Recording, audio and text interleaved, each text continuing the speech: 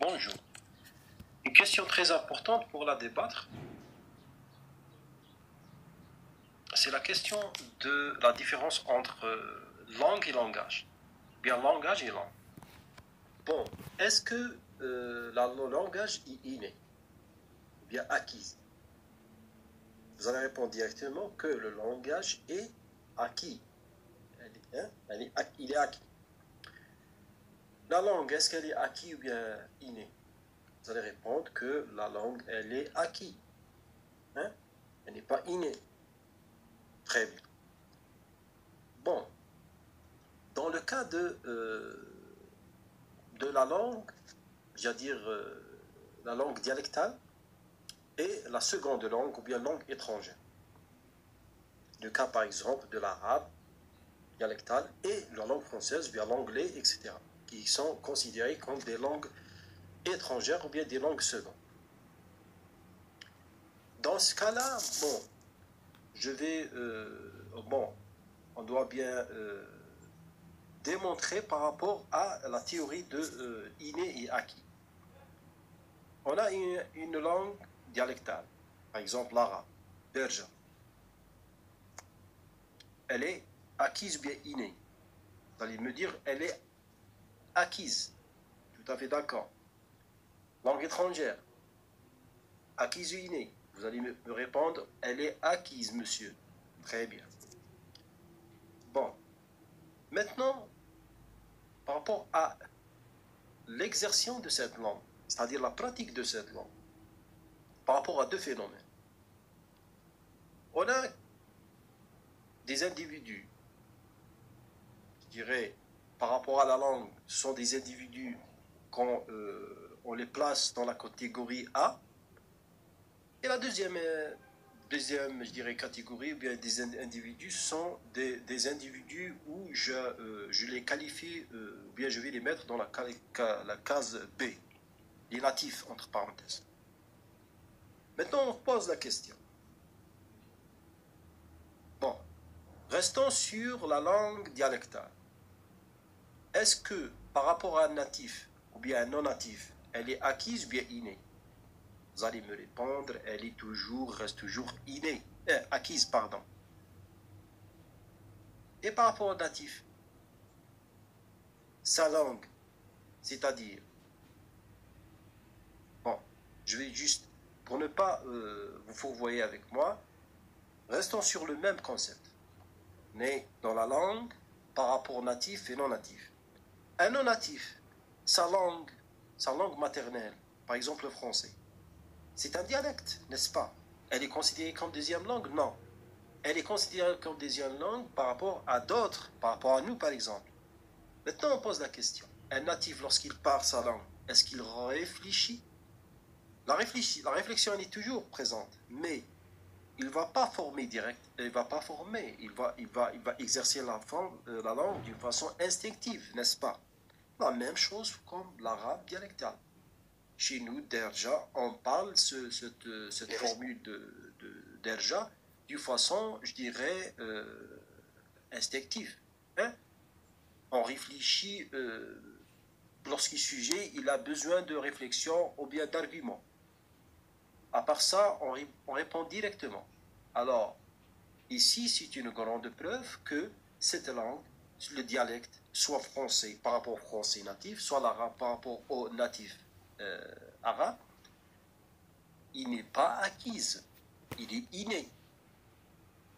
C'est-à-dire que lorsqu'il s'agit du phénomène natif et non natif, la langue se transpose, le timbre de la langue, c'est-à-dire le timbre acquise et inné, se transpose je dirais, d'une place à une autre place, hein, d'une autre catégorie. Il était inné, il demeure quoi? Il demeure inné, pardon. Il était acquis, il demeure inné. Lorsqu'il s'agit de langue, comment dirais-je, langue native, bien par rapport à un dialectal exercé par des natifs. La même chose pour le français, la même chose pour l'anglais ou bien pour l'arabe. Quand je pense que c'est très clair. Bon, je veux juste un peu, comment dirais-je, éclairer et expliquer d'une façon un peu simple. Nous avons deux langues. Vous avez l'arabe et vous avez le français. Bon, la question cruciale, c'est pas par rapport à le phénomène ou bien la catégorisation innée ou bien acquise. C'est par rapport au phénomène natif et non natif. Un natif, il voit sa langue, il voit sa langue qu'il exerce depuis, je dirais, bon, depuis longtemps, il voit qu'elle est ancrée en lui, hein? Elle est attachée donc, par rapport à des mœurs, par rapport à des traditions, des coutumes, etc. Alors, il ne peut pas imaginer que cette langue, elle est acquise. Au contraire, elle est innée, n'est-ce pas? Il a comment dire, cette compréhension en lui. C'est quelque chose de palpable et évident. Parce que ce dialecte qui, euh, qui, voilà, il n'a pas besoin de réflexion. On pose la question, le gars, il répond direct. La même chose en arabe. Hein? La même chose en arabe, lorsque vous parlez, même je sais pas, on a un dialecte, c'est un peu, les dialectes sont un peu compliqués, mais vous formulez comment dirais-je, un amas ou bien un carambolage de mots et de tournures, mais à la fin, le sens, il passe.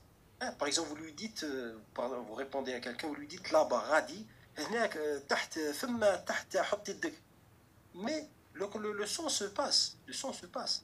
Bien sûr, si vous faites la traduction, vous sortez avec une autre. Non, moi je pars du sens. C'est pour ça que je dis que je disais que, tout à l'heure que la langue, elle devient idée lorsque le phénomène de natif et non natif émerge. Hein? Lorsqu'on parle de langue de personnes natifs et non natifs, le natif, sa langue, elle n'est pas acquise. Au contraire, elle est innée. Pourquoi? Parce qu'elle est liée à plusieurs, je peux dire, à des plusieurs cordons ombilicaux, hein, de plusieurs domaines. Alors, il n'a pas besoin de réfléchir pour répondre. Il répond directement. La même chose pour dans le dialecte, etc. Bon, ça c'est très très clair. Bon, maintenant, une autre question. Ou bien dans le même sujet, mais on doit un peu éclaircir le sujet. Bon, dans le même sujet, maintenant, on parle de ce qu'on appelle le langage et la langue. Bon, le langage, c'est quelque chose, et la langue, c'est une autre chose. C'est pas la même chose. Le langage, est-ce qu'il est inné ou bien acquis? Elle se demande, je dirais, demande pas de réflexion. C'est quelque chose d'évident. Elle est acquise. Elle n'est pas innée. Le langage, il est acquis. Pourquoi? Le langage, c'est la voix. C'est l'articulation des sons. Alors, lorsqu'il s'agit de l'articulation des sons, c'est quelque chose qui est acquise. L'enfant, le bébé, il ne peut pas directement commencer à parler. Il doit acquis quelque chose. C'est ça le langage. C'est ça la différence entre langage et langue. Langue, est-ce qu'elle est acquise ou innée? Ah, ici, on a deux réponses. Elle reste toujours acquise, mais lorsqu'elle entre dans le phénomène, ou bien dans l'interrogation natif et non natif, elle demeure, ou bien elle prend le timbre entre, c'est-à-dire inné et acquise par rapport à natif ou non à natif. On a expliqué que si la langue, on parlait de dialecte, soit français, anglais, par rapport à un natif, un dialecte, le natif possède son dialecte. C'est pas par rapport à nous. Nous, le français et l'anglais, c'est pas notre dialecte. Notre dialecte, c'est l'arabe. Alors en France et en anglais, son dialecte, leur dialecte, c'est le français et l'anglais. Alors ces dialectes sont liés à un natif. Alors automatiquement, on ne peut pas les classer comme innés. Pardon, comme acquises. Ils sont ni innés. C'est un. Et deux, par rapport à nous, notre dialecte, il est toujours inné. Pourquoi? On a dit qu'il est inné par rapport à des phénomènes de la société qui l'entoure. La tradition, les coutumes, les conduites, et beaucoup de choses. Pourquoi j'insiste sur le mot inné? Pourtant, inné, qu'est-ce que ça veut dire? Inné, c'est de la naissance. De la naissance, c'est vrai. Mais inné, on sait bien que les traditions démarquant, quand est-ce que les traditions commencent dans la vie de l'individu? Les traditions commencent avec cette croissance de l'homme. Le fait que la croissance continue et augmente et prend cette ascension, les traditions se développent. Alors ils sont attachés. Cet attachement qui je dirais, donne cette notoriété, hein, à la langue, qu'elle demeure ou bien elle soit innée et non acquise par rapport à cette période. C'est-à-dire par rapport à l'exercice de la langue, si l'individu est natif à cette culture et à cette langue. Elle est innée.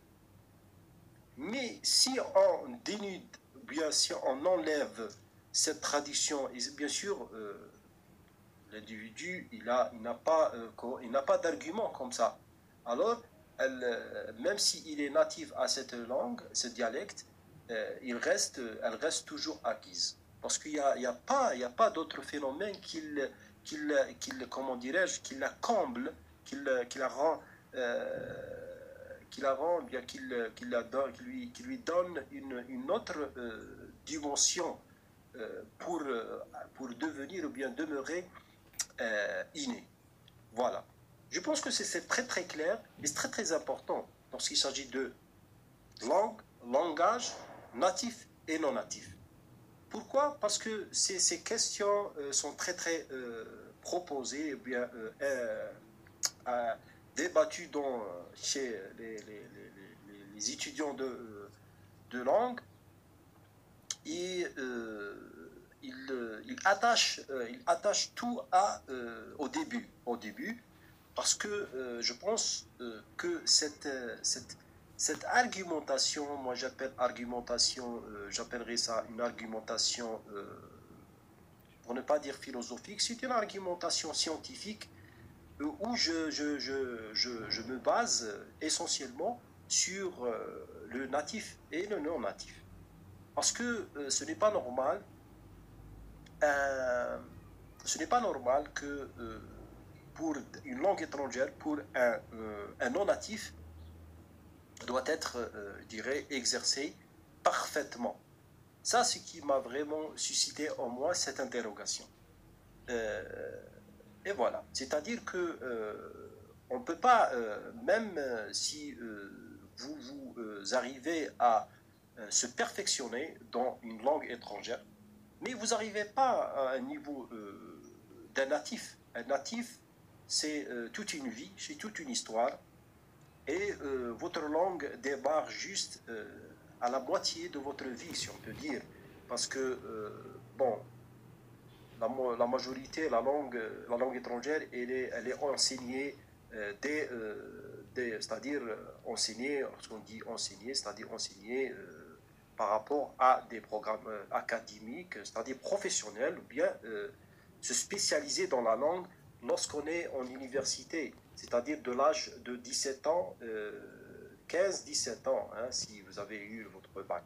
C'est-à-dire une moitié de votre vie qui passe, et c'est de là où vous commencez à parler correctement la langue. Et parler correctement la langue, c'est-à-dire parler une langue académique. C'est ça. Ce n'est pas un dialecte qui était, je dirais, puisé d'une société où vous êtes vécu une période et puis vous revenez avec un certain niveau et vous dites que voilà, je parle l'anglais ou l'allemand. Non, c'est pas ça. Je pense que c'est un argument très très important à présenter par rapport à la langue et le langage, l'inné, le phénomène inné, acquis, et j'ajouterais aussi ces deux qui sont très très marginalisés. Moi je dirais ils sont marginalisés, et la majorité des enseignants n'évoquent absolument pas le côté de natif et non natif. Merci de votre attention, et je vous donne rendez-vous dans une autre vidéo. Bon,